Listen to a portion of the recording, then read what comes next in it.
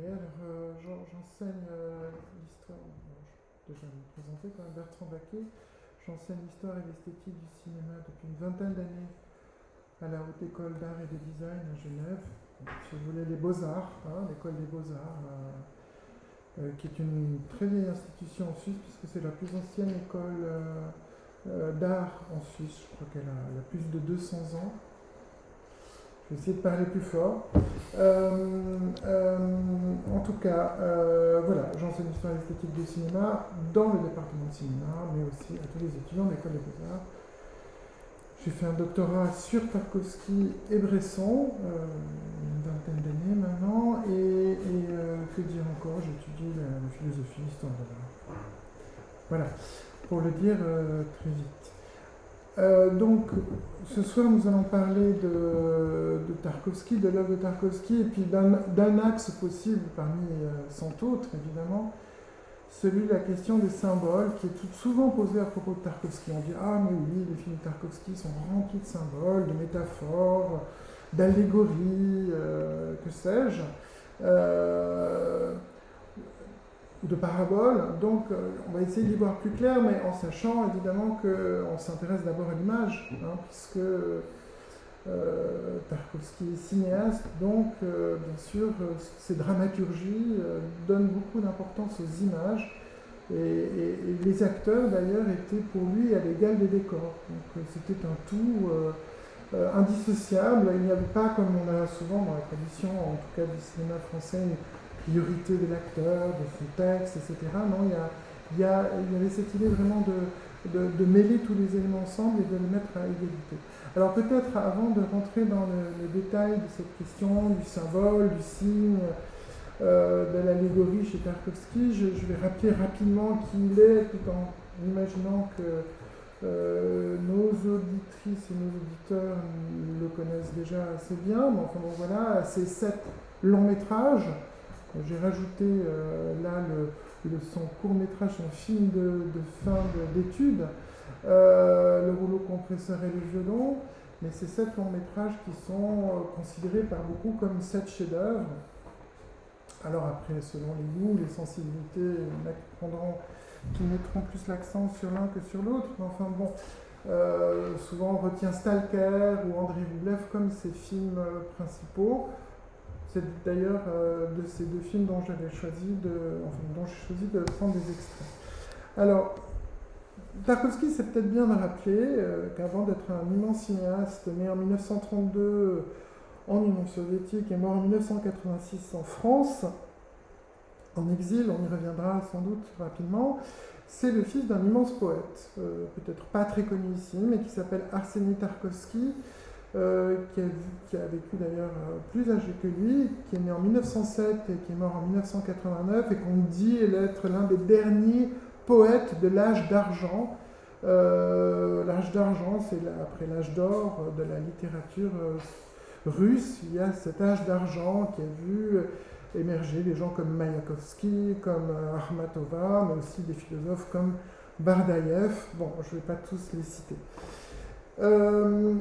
Pour être un peu plus précis par rapport à sa filmographie, donc il a réalisé ses 5 premiers longs métrages, donc de l'enfance d'Ivan à Stalker en Union soviétique, et pour beaucoup de raisons, et surtout toutes les difficultés qu'il avait à réaliser ces films dans le système soviétique. Il était à la fois complètement admiré par ses pairs, tout le monde savait que c'était un génie, et en même temps, il était persécuté, on pourrait dire, par le Goskino, qui était c'est le ministère du cinéma, si vous voulez, de la culture cinématographique, qui lui a mis systématiquement des bâtons dans les roues, alors que, par ailleurs, on lui a fait la commande d'Andrei Rublev en 1966, grande figure de peintre d'icônes, grand iconographe, où on lui a fait commande aussi de Solaris à la suite comme une possible réponse soviétique à 2001, l'Odyssée de l'espace de Stanley Kubrick.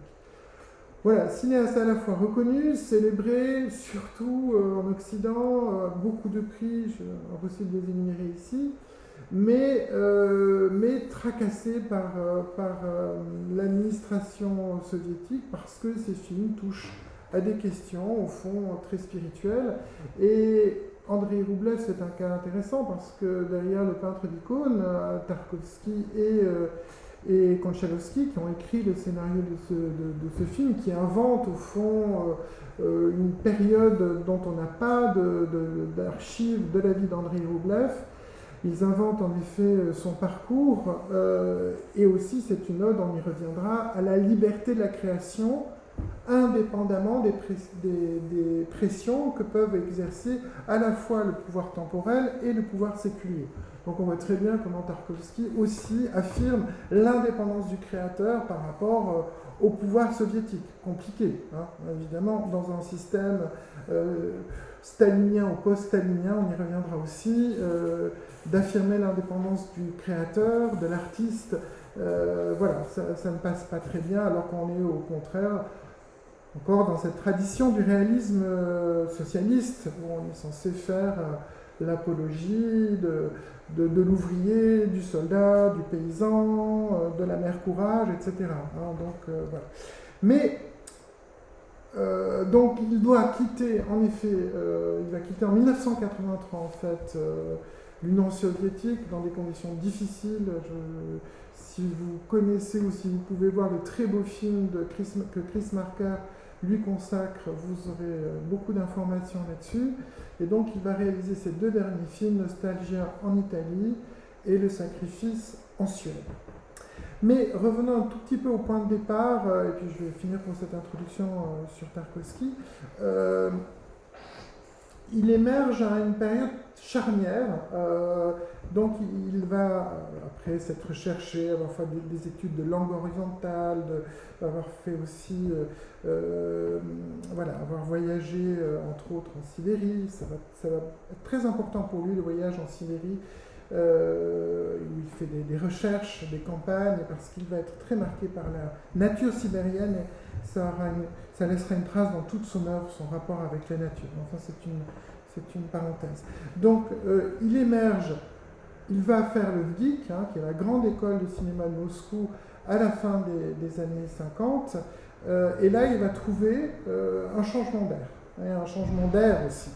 Parce que l'un des responsables, qui s'appelle Mikhail Krom, qui est aussi cinéaste, veut sortir un petit peu justement de ce réalisme socialiste et encourage une nouvelle génération de cinéastes à aller plutôt du côté de leur subjectivité et aussi de puiser dans le fond de la littérature russe pour renouveler ce cinéma un petit peu engoncé. Et puis politiquement, on sait aussi, et je vais finir un peu pour ce cadre-là, qu'on est dans la période de dégel, qui va être courte finalement, hein, la période Khrouchtchev, puisque très vite, au début des années 60, cette parenthèse va se refermer et on va re-rentrer dans une période de guerre froide. Mais en tout cas, cette période-là va être très très importante pour toute une génération de cinéastes comme Mikhalkov, Konchalovsky ou Pamphilov ou Klimov, pour ne citer que les plus connus.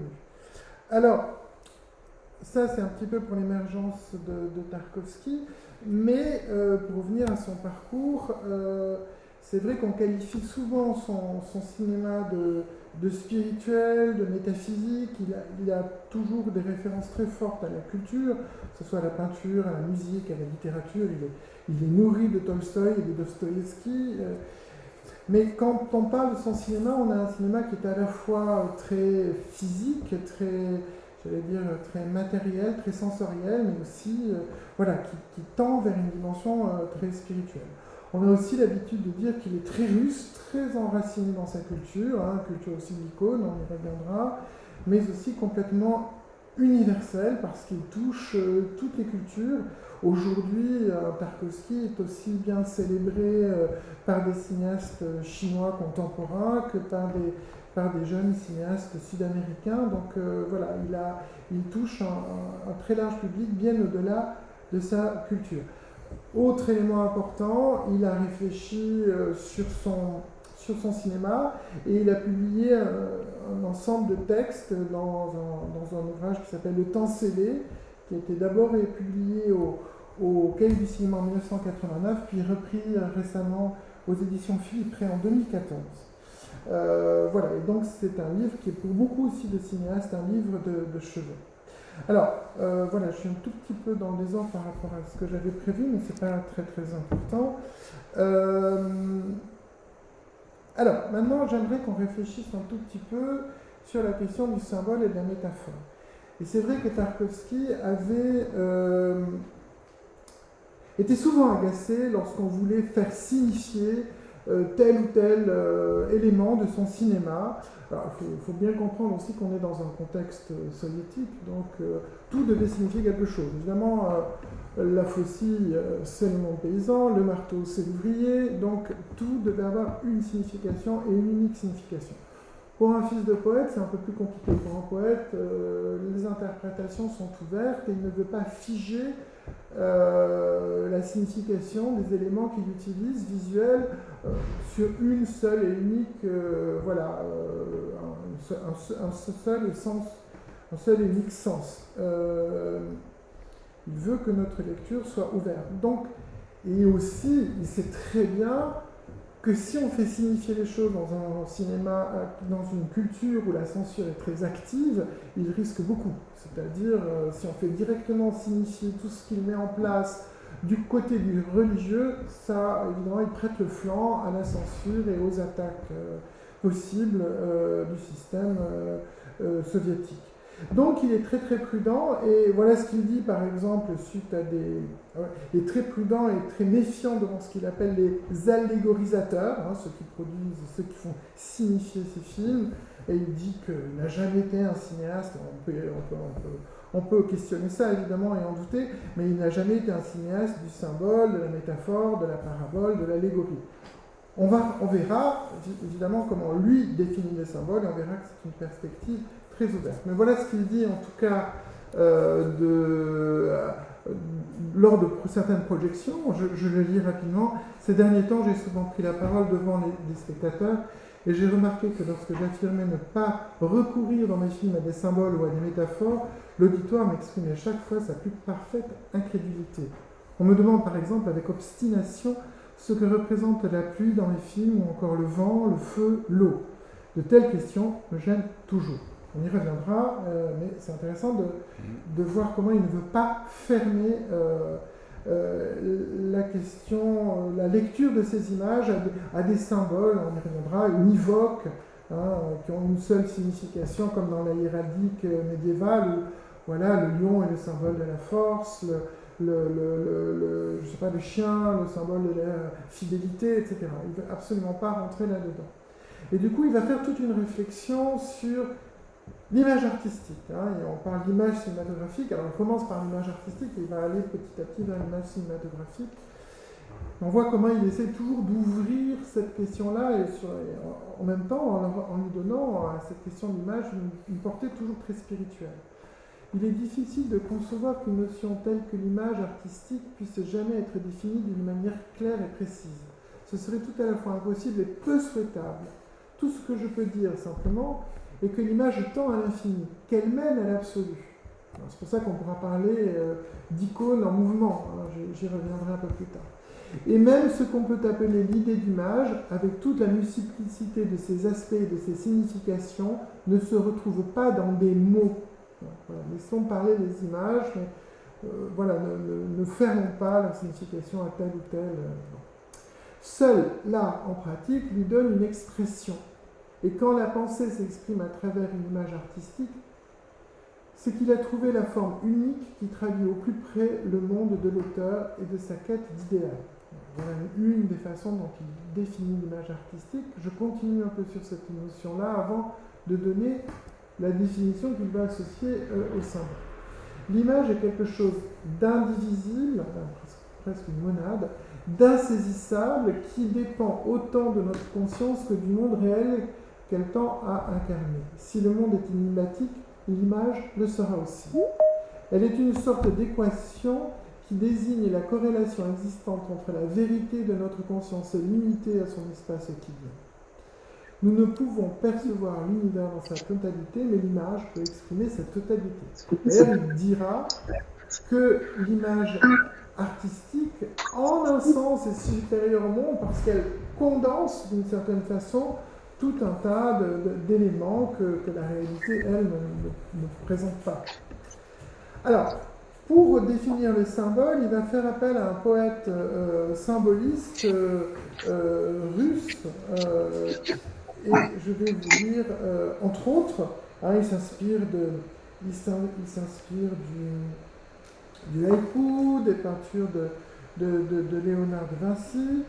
Alors c'est assez drôle parce que lorsqu'il parle, pour nous ça résonne un peu différemment, mais lorsqu'il parle d'images cinématographiques, il parle de kinobraz, et kino, ça on comprend, ça veut dire cinéma en russe, mais obraz c'est un terme qui veut dire à la fois image ou icône. Donc on pourrait parler d'icône cinématographique en jouant un tout petit peu sur les mots.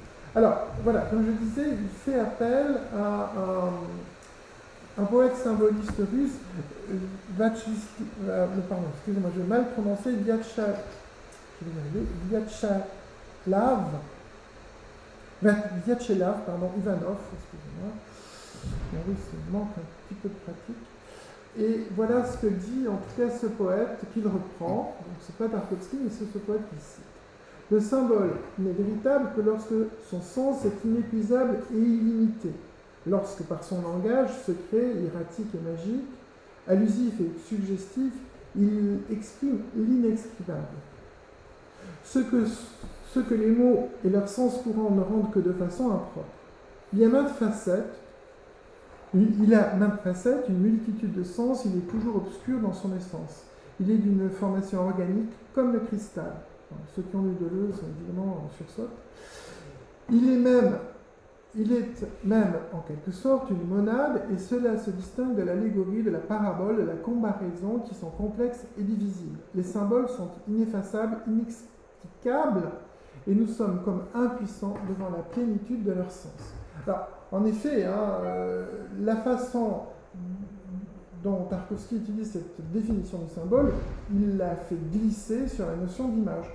Et du coup, il a une conception du symbole très ouverte, inexplicable, etc. Donc on a compris un peu tout ce qu'il essaye de dire. Et alors, pour revenir à ces questions qu'on nous posait régulièrement sur « mais que veut dire la pluie dans vos films ?»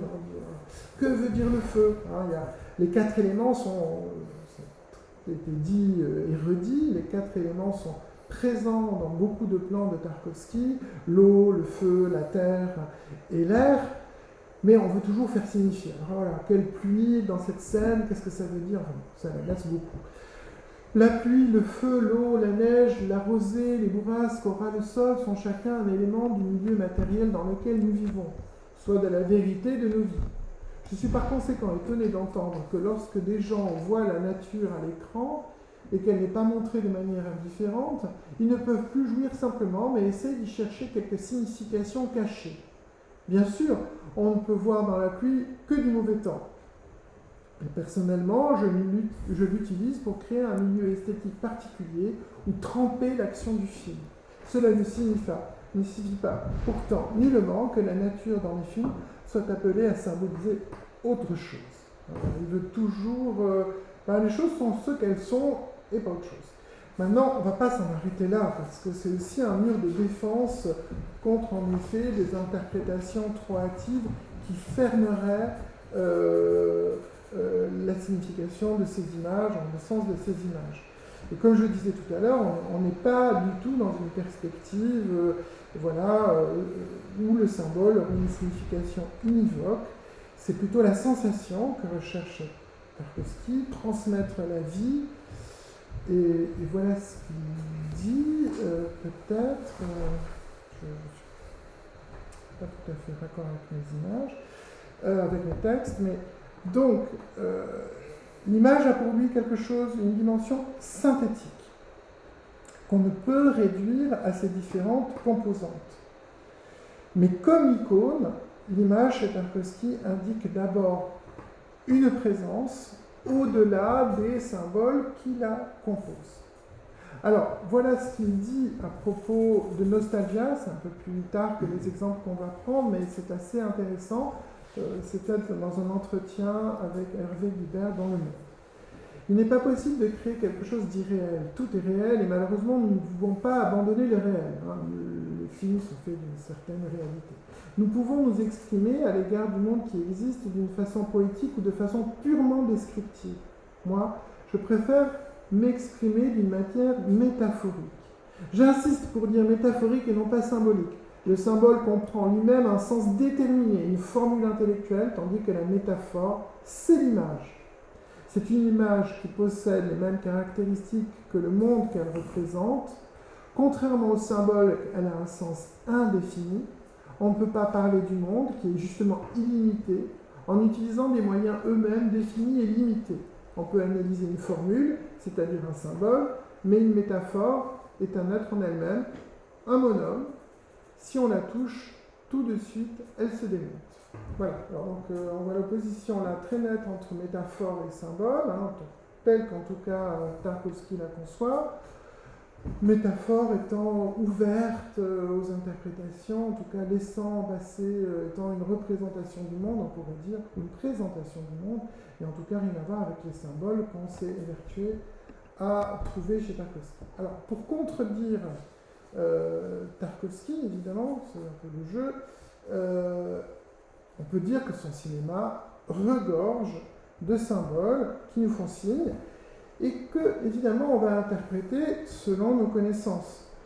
Et surtout, ça c'est un point essentiel, ces symboles n'existent qu'en fonction d'un contexte donné. Ça c'est très important de le préciser. Donc il faut être dans le fil de la séquence pour comprendre de quoi il retourne. Alors, je vais m'inspirer, mais là j'ai pas de slide. Je n'ai pas de dia à vous montrer, mais de deux auteurs hongrois qui s'appellent Balint András Kovács et Ákos Szilagyi, qui ont écrit un livre assez pertinent, je trouve, sur Tarkovsky, qui s'appelle Les mondes d'Andrei Tarkovsky. Et eux, ils distinguent en gros 3 types de symboles chez Tarkovsky. Mais c'est un découpage assez intéressant. Le premier type de symbole, pour eux, en tout cas chez Tarkovsky, c'est le symbole iconographique, c'est-à-dire des choses très connues, universelles, qui dépassent la culture, les cultures qui les ont vues naître, mais qui sont liées aussi à une certaine histoire de la représentation. On pourrait prendre un exemple tout à fait évident, c'est dans Stalker, l'écrivain qui arbore à un certain moment la couronne d'épines, il tresse une couronne, donc on voit très bien à quoi il fait référence. Évidemment, dans la tradition chrétienne, c'est la passion du Christ qui est signifiée, et qui est liée aussi au parcours douloureux du personnage et des personnages qui errent dans la zone, je vais y revenir tout à l'heure. Ou alors, on pourrait prendre comme exemple le chardonneret qui s'envole de la main du protagoniste agonisant à la fin du miroir. Là, en effet, on peut y voir un signe de résurrection. Dans la tradition chrétienne, le chardonneret, c'est à la fois la mort et la résurrection. Donc voilà, ça, c'est des symboles, en effet, il y en a quelques-uns. L'autre élément symbolique que trouvent ces deux auteurs hongrois chez Tarkovsky, c'est la métaphore. Et en particulier, le cheval, dans une séquence qu'on va voir maintenant, dans le prologue d'Andrei Roublev, symbolisera la vie. Et d'ailleurs, c'est Tarkovsky qui le dit lui-même, Michel Simon, dans Positif en 1989, partout dans le film, le cheval est le symbole de la vie. Donc lui-même utilise ces termes-là. Ou alors il a été mal traduit, mais en tout cas, c'est difficile de comprendre les choses autrement. Et le troisième point, peut-être le point le plus intéressant, c'est la concrétisation de signification. C'est-à-dire qu'il y a des motifs chez Tarkovsky qui petit à petit prennent du sens, une dimension symbolique, et ça dépend un peu du contexte et du film. On évoque souvent le lait chez Tarkovsky, par exemple, qui coule, et le lait peut très bien dire la vie qui s'enfuit, dans Andrei Roublev en particulier, ou dans le miroir, au contraire, être le symbole de la vie, de l'abondance, voilà, sans trop non plus chercher à faire des significations comme ça trop littérales. Alors, dans Roublev, on pourrait multiplier les exemples, en effet, où la pluie est présente, et la pluie, souvent, on peut évoquer une forme de bénédiction des personnages, ou de purification, enfin quelque chose qui les accompagne. Alors, tout ce que je suis en train de faire là, Tarkovsky l'aurait certainement énormément agacé, mais c'est difficile de ne pas comprendre les choses comme ça. Alors c'est vrai que cette scène introductive a tout d'une allégorie, encore une fois, au sens de Platon, où on pourrait dire que chaque élément signifie quelque chose de ce que Tarkovsky va essayer de dire dans le film. Alors,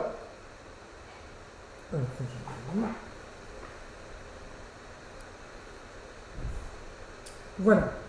Maintenant, j'aimerais me consacrer à un seul film de Tarkovsky et pour utiliser une série d'exemples.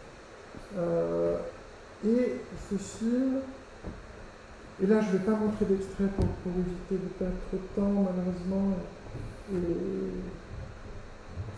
Voilà.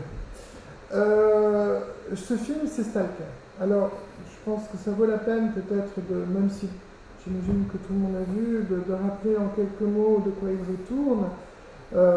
C'est un roman au départ des frères Strugatsky, qui a eu un certain succès. Enfin, ils n'étaient pas très connus, ils n'étaient pas aussi connus que Stanisław Lem, dont il avait déjà adapté Solaris ou de Ray Bradbury, enfin des grands auteurs de science-fiction. Et c'est d'ailleurs la raison pour laquelle il a pu s'entendre avec eux et obtenir d'eux ce qu'il voulait vraiment. Il y a eu, bon, je ne rentre pas dans les détails, mais il y a eu une douzaine de versions du scénario. Je crois qu'il a été à peu près satisfait Tarkovsky à la 11e, mais parce qu'il a pu travailler avec eux, tandis qu'il s'était très très mal entendu avec Stanisław Lem sur Solaris, puisque voilà, il voulait éliminer tout ce qui était science-fiction dans le film, et là, il n'avait pas du tout réussi. Tandis que les frères Strugatsky étaient dans une telle admiration, et encore jeunes, et dans une telle admiration de Tarkovsky, qu'ils se sont au fur et à mesure adaptés à son désir. Autre détail que beaucoup connaissent, c'est que ce film a été tourné quasiment 2 fois, puisque les 2 premiers tiers avaient été tournés, et il y a eu des problèmes techniques, de développement de pellicule, donc il a fallu retourner tout le film. Bon, ça c'est une histoire assez connue, mais c'est ce qui a permis d'ailleurs à Tarkovsky petit à petit de trouver vraiment ce qu'il voulait dire.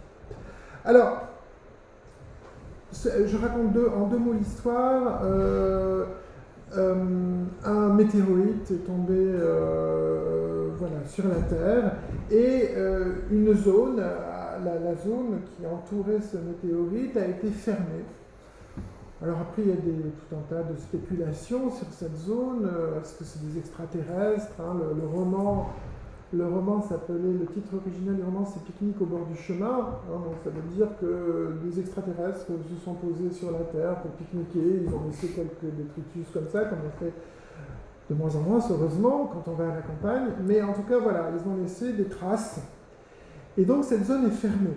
Alors, cette zone fermée par des barbelés, gardée par l'armée, et à l'intérieur, il y a des stalkers, d'où le titre du film. Ce sont ces gens qui marchent, qui accompagnent, qui veut bien y aller, à une chambre des désirs. Alors ça, c'est le cœur du film. Cette chambre des désirs, c'est un endroit où les désirs de chacun se réalisent. Et ça, c'est très problématique, parce que si vous vous appelez Hitler et que vous allez dans la chambre des désirs, qu'est-ce que vous allez accomplir? On ne sait pas. Si vous appelez Donald Trump, on ne sait pas.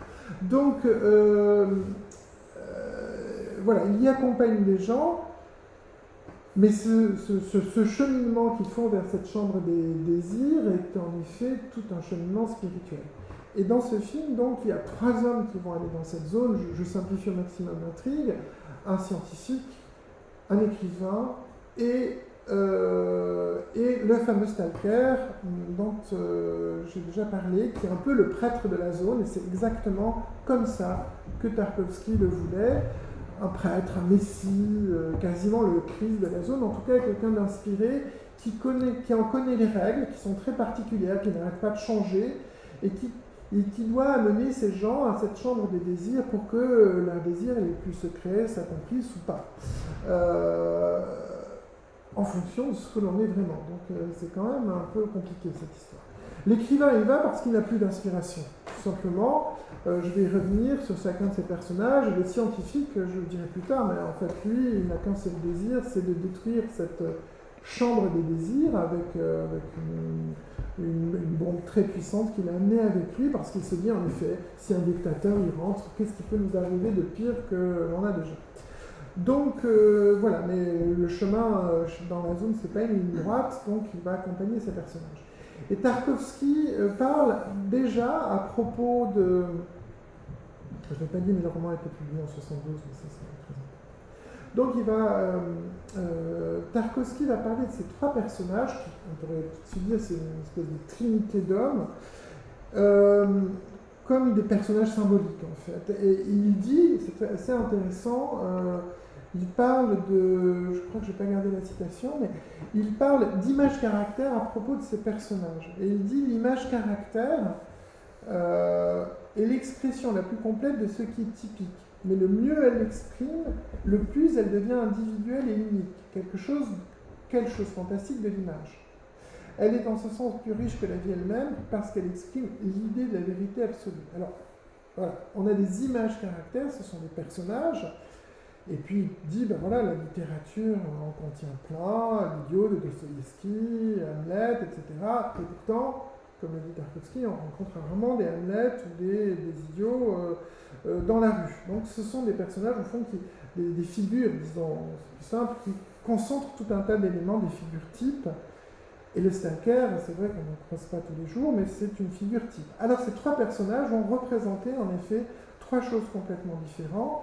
On pourrait renvoyer au stade de Kierkegaard, aux trois stades de la vie chez Kierkegaard, l'écrivain représentant, bon ça c'est mon interprétation, le stade esthétique, c'est-à-dire le donjuanisme, l'homme qui va de femme en femme, et en même temps qui est dans la souffrance, qui a perdu toute inspiration en l'occurrence, qui est mélancolique, et pourtant qu'il a une place possible à l'invisible. Après, il y a le professeur, qui serait, on pourrait dire, le stade éthique. Parce qu'au fond, il y a une morale. Il dit, cette chambre des désirs, c'est quand même un peu dangereux. Il a une vision, lui, tout à fait rationaliste du monde, matérialiste, positiviste. Et donc, la chambre, c'est une menace à supprimer. Et le stalker, bon, la troisième figure, c'est le prêtre de la zone. Et lui, il voit ce que les autres ne voient pas. Il invente peut-être. Tarkovsky, d'ailleurs, dit peut-être que le stalker a tout inventé. Peut-être ça, une projection de son esprit pour amener les gens à se questionner justement, à les mettre en difficulté, les sortir, comme on dirait aujourd'hui, de leur zone de confort, pour que peut-être ils retrouvent la foi. Parce que ça, c'est la grande question du stalker, c'est en effet ce monde, alors on pense évidemment au monde soviétique des années 60-70, n'a plus de foi, il peut, au fond, voilà. Je ne sais pas ce qu'il dirait aujourd'hui. Je pose la question. En tout cas, le stalker représenterait, si on regarde cette typologie kierkegaardienne, le stade religieux. Mais si on se rapproche de la tradition russe, on dira plutôt que c'est un fol en Christ, ou un Yudivi, comme on l'a dit, de l'idiot de Dostoïevski, ou du fou de Boris Godunov. Ces grandes figures, comme on connaisse beaucoup la tradition orthodoxe, on peut aussi penser à un Séraphin Sarov qui avait le droit, lui, de gifler un évêque pour lui dire ces 4 vérités, sans que l'évêque lui en tienne absolument rigueur et accepte la correction. Alors, donc, le stalker, lui, il a transformé la zone en réceptacle du sacré, cette zone qui va devenir le lieu de véritable théorie. Ce qui est extraordinaire, ce qui est très fort chez Tarkovsky, ma conclusion va tourner beaucoup autour de ça, c'est la question du temps. Pourquoi il fait durer les plans. Tout le monde est admiratif des plans séquents chez Tarkovsky. Lui-même a dit, ma vocation de cinéaste, c'est de sculpter le temps. Alors, je vais expliquer un peu tout ce qu'il veut dire par là, parce que c'est tout un développement qu'il fait. Il s'oppose en ce sens-là je coupe là. Il s'oppose en ce sens-là à Eisenstein, qui est un peu le modèle avec lequel il faut en découdre, mais pour Tarkovsky, ce n'est pas le montage qui va donner au film son rythme. Le temps, pour Tarkovsky, il est dans le plan. Il est dès le tournage. Il faut le mettre dans le plan et le montage n'est qu'au service des différentes pressions de temps qui sont dans les plans. Je reprends les mots de Tarkovsky, qu'il faut agencer de façon à avoir quelque chose de très organique, de très fluide. Mais ce travail sur la durée est très très important. J'en arrive à ma conclusion. Pourquoi on parle souvent d'icônes en mouvement à propos de Tarkovsky? Alors bien sûr, il y a les éléments visuels, mais Barthélemy Amingal a dit quelque chose de très intéressant, je trouve. Il a dit, au fond, chez Tarkovsky, c'est le temps qui équivaut à l'or des icônes. L'or des icônes, qui était censé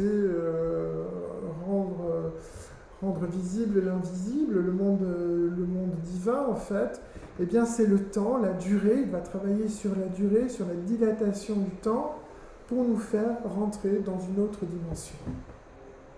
Donc, sculpter le temps, c'est pas rien pour Tarkovsky. C'est donner justement une profondeur de temps à ces images.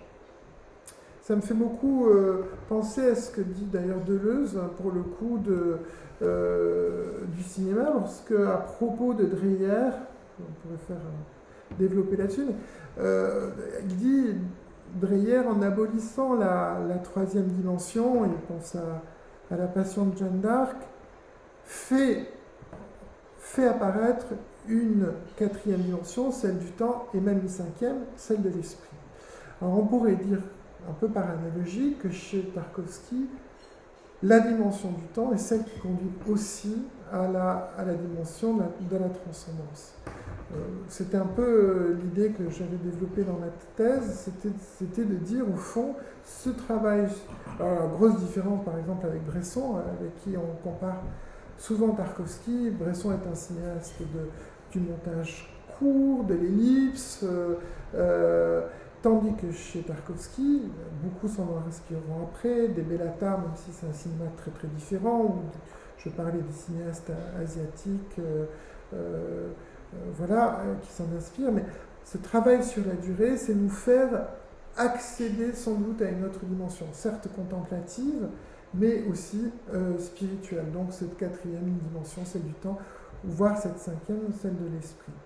Pour finir sur, je ne voulais pas finir sur Deleuze, mais en fait, Deleuze inscrit en effet toute une série de cinéastes, parmi lesquels Dreyer,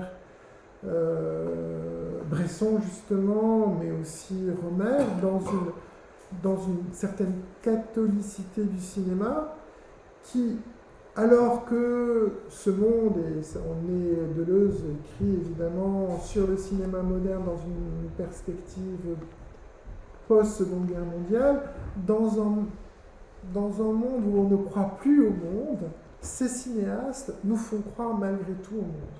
Alors on pourrait dire que Tarkovsky fait absolument partie de ces cinéastes-là. Je cite Deleuze du coup, mais il dit, voilà, nous avons besoin d'une éthique ou d'une foi, ce qui fait rire les idiots. Ce n'est pas besoin de croire à autre chose, mais de croire à ce monde-ci dont les idiots font partie. Alors ça me fait beaucoup sourire, cette référence indirecte à l'idiot on peut penser à l'idiot de Dostoïevski, mais il y a cette idée qu'en effet, font partie mais Rossellini aussi, dans cette série de cinéastes, nous aide à croire dans un monde auquel on n'aurait plus envie de croire. Et c'est un acte de foi quasiment, et ça rejoint un peu l'acte de foi que demande le stalker à ses protagonistes et qu'il demande aussi à nous, spectateurs, de rentrer dans ce cheminement. Alors, c'est vrai, tous ces signes, tous ces symboles qui ponctuent les films de Tarkovsky, on pourrait en faire des listes.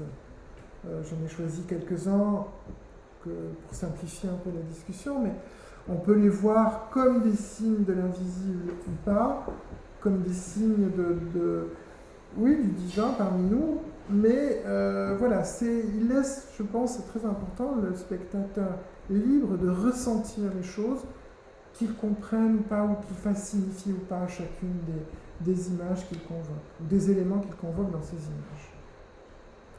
Voilà.